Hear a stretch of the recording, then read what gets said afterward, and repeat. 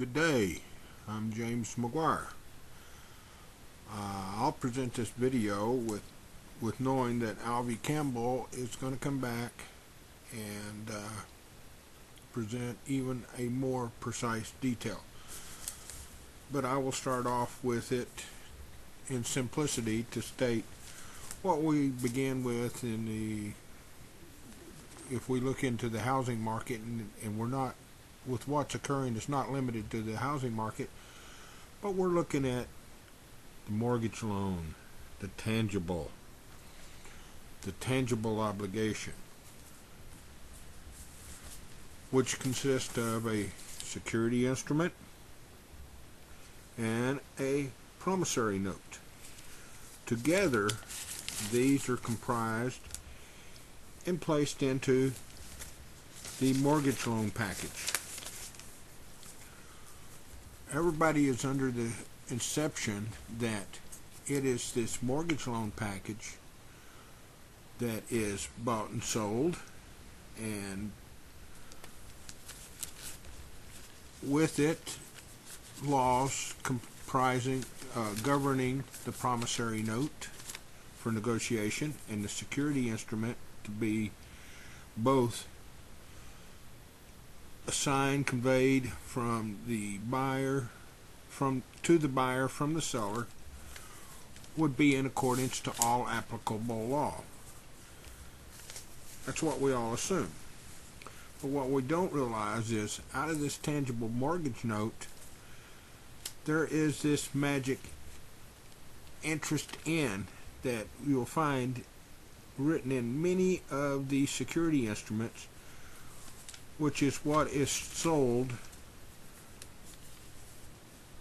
to a purchaser, which will put that into the intangible obligation envelope. And also, and according to the security instrument, we take the security instrument itself and remove from the tangible mortgage package and have it to follow that interest in to the intangible. That's not in compliance with law. Now, it gets even more complicated than that, or simplicity, depending on how you look at it. The interest in intangible obligation is a creation of the account debtor that sold the interest in part from the mortgage loan. So we now know it's the account debtor that sold it. That is the first intangible obligation. And this intangible obligation, as said, claims that it has been assigned the security instrument.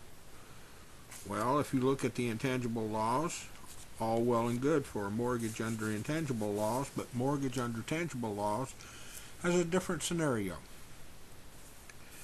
But when you go into court, of course, the bank's lawyers, more sophisticated in securities laws, are going to claim the security follows the note, or the note follows the security, depending on which way they argue about it. Then we have to look at, now that this intangible obligation has been created, it then creates a second intangible obligation, which is the certificate trust, which sells it to the investors. The investors only have rights to whatever the intangible obligation has rights to, which is definitely not to the security instrument. At best, it's the payment stream, which the interest in represents.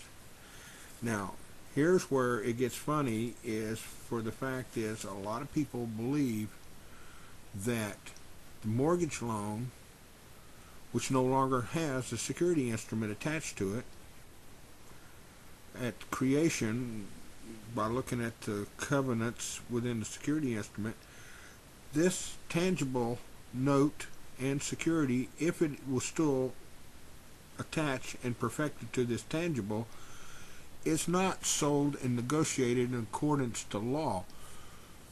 As for a negotiation of the note and a signing of the security, it is only conveyed, the tangible paper products is only conveyed as personal property under UCC Article 9 in the state's equivalents to the intangible obligation. Now, when there is a default declared, we have to ask ourselves, is it a intangible default? Is it the default that the account debtor no longer has payment streams going to the intangible obligee? Or is it the account debtor has declared as the account debtor as also being the intangible, as being the tangible obligee? Have they also declared the tangible obligor in default? It can't be that the intangible obligee declares the tangible obligor in default, because there's a middleman, and everybody seems to forget the middleman. Now, when the credit default swaps pay out, they pay out to the investor. So if the credit default pays out to the investors for the default under the second intangible, who gets the house?